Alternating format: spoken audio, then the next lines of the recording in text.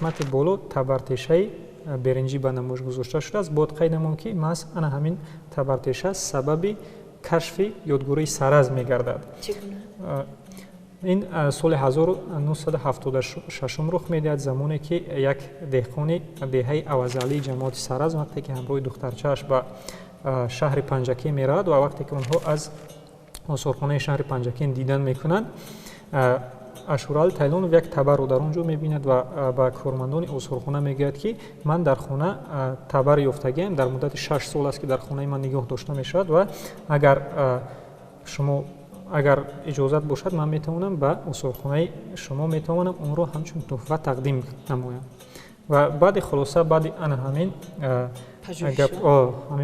гапҳо ходи соли 1976 бо роҳбарии бостоншиноси маъруфи тоҷик Абдуллоҷон Исҳоқов гурӯҳи бостоншиносон ба саразм мераванд ва ин мавзеъро таҳқиқ мекунанд ва аз соли 1977 бошад ҳафродҳои нахустини бостоншиносӣ дар саразм оғоз гардиданд ва саразм машҳури ҷаҳон мегардад. пайдо кардани нуқтаи нави маданияти аҳди қадим дар болооби Зарафшон тирамоҳи соли 1976 аз тарафи доктор Абдуллоҷон Исоқӣ кушоиши наву беназире буд дар илми бостоншиносиву ховаршиносии ҷаҳон.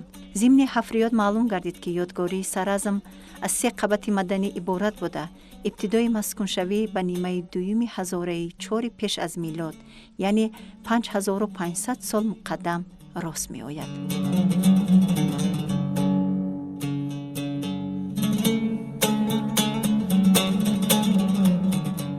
дар замони худ саразм яке аз муҳимтарин марказҳои ҳунармандӣ дар ватани таърихии ниёгони тоҷикон ба шумор мерафт. мо медонем ки дар ҳазорсолаи 4 пеш аз миллод як тақсимоти нави меҳнат ба вуҷуд меояд ва захиракунӣ ба вуҷуд меояд ва ҳунармандӣ аз дигар намунаҳои фаъолияти инсон аз кишоварзӣ ва чорводорӣ ҷудо мешавад. чаро ҳунармандӣ ба миён омад? зеро ки дар ҳанӯз давраи неолит, дар охири давраи неолит ва дар замони энеолит ҳам ҳосилнокии меҳнати инсон зиёд мешавад ва инсон зарурати захира намудани маҳсулотро дарк мекунад. дар баробари он ки саразм қадимтарин далели маданияту санъати шаҳрсозии ниёгони мардуми мо ба ҳисоб меравад, ҳамчунин кашфиётҳо далеланд ки ин шаҳри қадимаи тоҷикон макони рушди ҳунару ҳунармандӣ низ будааст.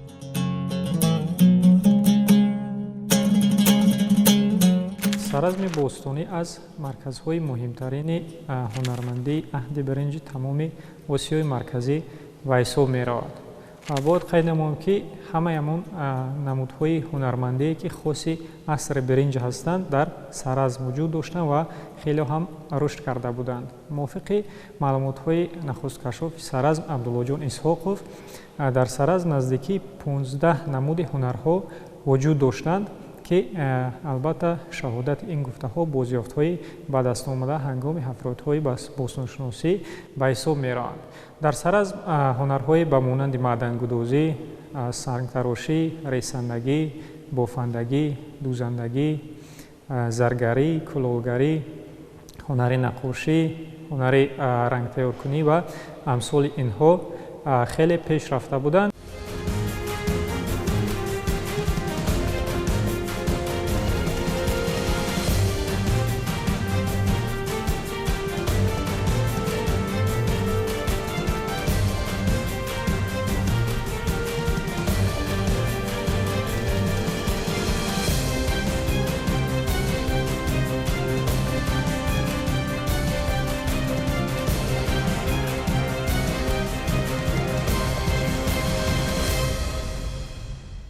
барои захира кардани маҳсулот як нави бисёр қадими ҳунармандӣ яъне кулолгарӣ ба вуҷуд меояд.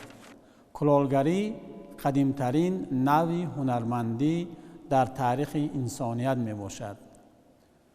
در دوام سالهایی که سرزم از جانب باستانشناسان و دیگر محققان پژوهش یافت، نمونه‌های خیلی زیادی هنر کلالگری را کشف نمودند و در عین زمان سرزم قدیمترین و یگانه یادگاری عصر برنج تاجیکستان می باشد که از آن در برابر دیگر ظرف‌های سفالی، ظرف‌های منقش سفالی را کشف نمودند و در عصر برنج چرخ کلالگری اختراع کرده می شود که چرخ کلالگری با زیاد شدن استحصال ظرف‌های سفالی و بلند شدن صفت آنها آورده می رساند. در سرزم طبق خلاصه های محقق اساسی آن یعنی استاد عبدالله جان اسحاقی 3 نمود کراهای سفالپزی کشف شدند.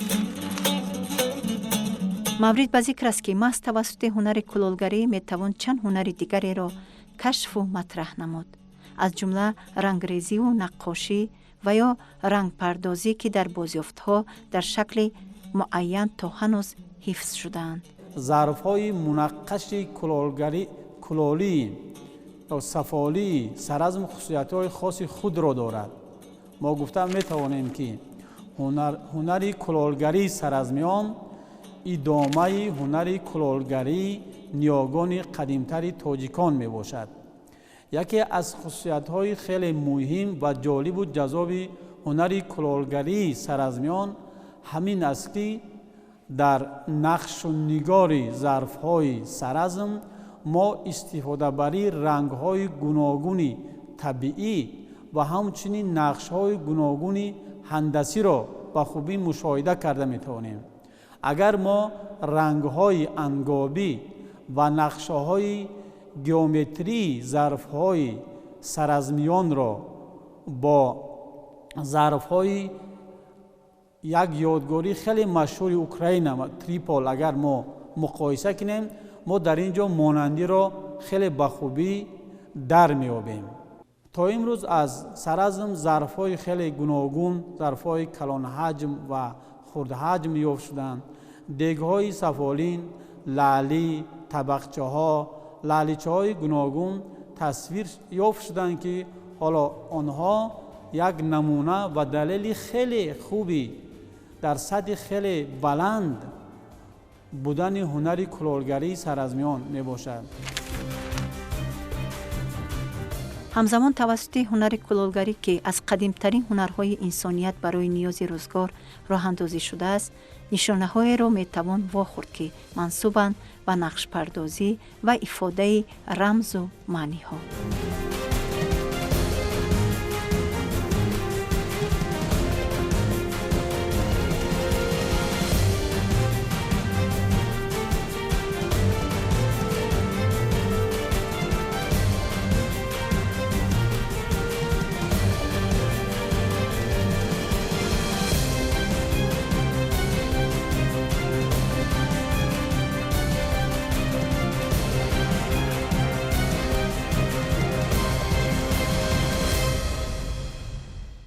و خیلی که از تاریخ انسانیت معلوم است، نخستین معدنی که آدمون کشف کردن این البته مس بود و سرزمیان نیز نخستین شده معدن مس رو اختراع کردند که از مس اساساً اشیاءهای روزگار، اشیاءها برای شکار و آلات‌های مهنت تیار کرده می شدند. همچنین باید قید نماییم که سرزمیان از 5 نمود معدن، از معدن مس، قلگی، قرغوشیم، همچنین طلا و نقره اشیا تیار میکردند که آنها به نوعهای گوناگون جدا میشوند.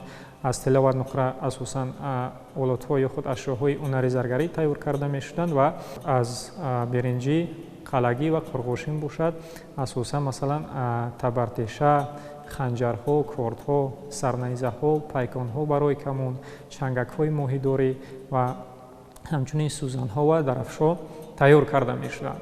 در قسمت پایان باشد چنگک‌های ماهیداری و شست‌های ماهیداری به نمایش گذاشته شدند که آنها نیز از برنجی ساخته شدند. باید قید نماییم که ماهیداری نیز یکی از شغل‌های اساسی سرزمیان به حساب می‌رفت، زیرا که خیلی که می‌دونیم سرزم در قسمت جنوبی دریای زرافشان واقع گرده است و маҳз ҳамин дарёи Зарафшон ба моҳидории саразмиён мусоидат мекард ва бояд гӯем ки шастҳои моҳидорӣ бо як маҳорати баланд сохта мешаванд ва агар хуб аҳамият диҳед аз шастҳои имрӯзаи моҳидорӣ қариб ки фарқият надоранд, фақат андозаи онҳо нисбатан калонтар аст. Дар ин қисмат бошад сӯзанҳои биринҷӣ ҳастанд ки онҳо низ мансуби ҳазораҳои 400 қабл аз милод ҳастанд.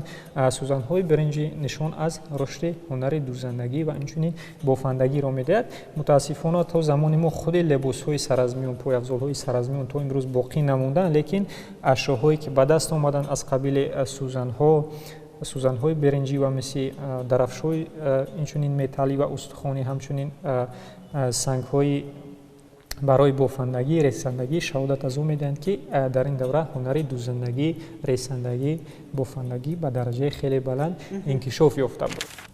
дар дохили ин витрина мо бозёфтҳоеро мебинем, ки ин бозёфтҳо аз қабрҳои қадимаи Саразм кашф шуданд ва яке аз ин қабрҳо бо номи қабри Ашрофзан шинохта шудааст ва чӣ тавре ки дар ин ҷо мебинем, дар ин ҷо муҳураҳое ҳастанд, ки ин муҳураҳо ё шаддаҳо аз сангҳои гуногун, аз ақиқ ва дигар сангҳо тайёр карда шуданд, ки ин пеш аз ҳама аз ҳунари заргарӣ ва аз ҳунари сангтарошии саразмиён гувоҳӣ медиҳанд.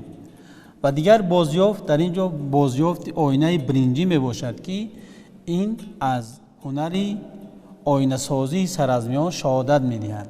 дар дохили ин витрина мо боз ду бозёфти хеле нодир, яъне ки муҷассамаҳои хеле хурди гиллиро мебинем, ки ин муҷассамаҳои занона мебошанд ва ин ду муҷассамаи хурд аз ҳунари муҷассамасозӣ дар Саразм шаҳодат медиҳанд ва дар баробари ин мо мушоҳида мекунем тавассути анамин сохта шудани ҳамин ҳунари муҷассамаҳои зан, ки дар ҷаҳонбинии саразмиён зан ҳам мавқеи хоси худро доштааст ва худи муҷассамаи занона ба як шакли ба худ хеле хос сохта шуданд, зеро ки дар асри биринҷ аслан муҷассамаи занро ё ки худи образи занро бо замин онҳо муқоиса мекарданд ва ҳамин хел онҳо фаҳмиш, ҳамин хел ҷаҳонбинӣ доштанд, чӣ тавре ки замин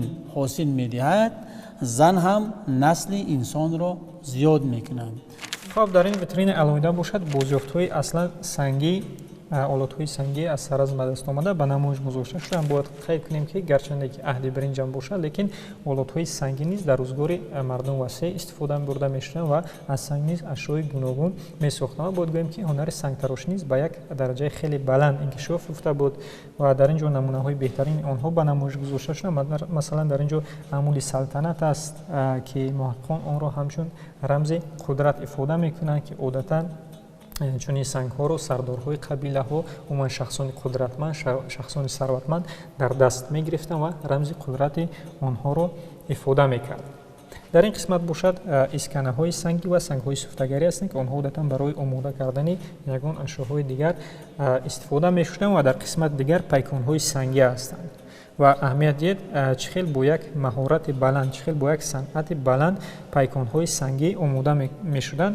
бояд гӯем, ки дар давраи қадим, махсусан дар асри биринҷ, ягон асбобҳои махсус набуданд, ки тавассути онҳо метавонанд ҳамон олатҳои гуногунро тайёр кананд. Фақат тавассути дастҳо, тавассути сангҳои дигар ҳунармандон сангҳоро метарошиданд ва ба як ҳолати муайян, дар як шакли муайян онҳоро месохтанд ва пайконҳои сангӣ, албатта инҳо нӯги ҳамон тирҳо ҳастанд, ки тавассути тири камон низ асосан онҳо ба шикор машғул мешуданд.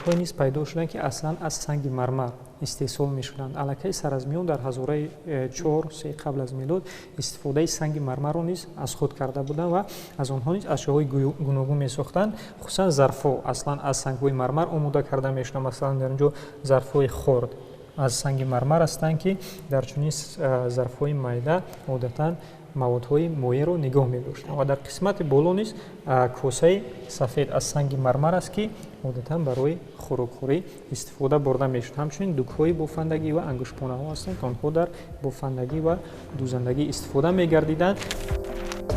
шуруъ аз замони кашф то имрӯз дар Саразм олимони зиёде аз хориҷи кишвар низ корҳои тадқиқотӣ доир намуданд.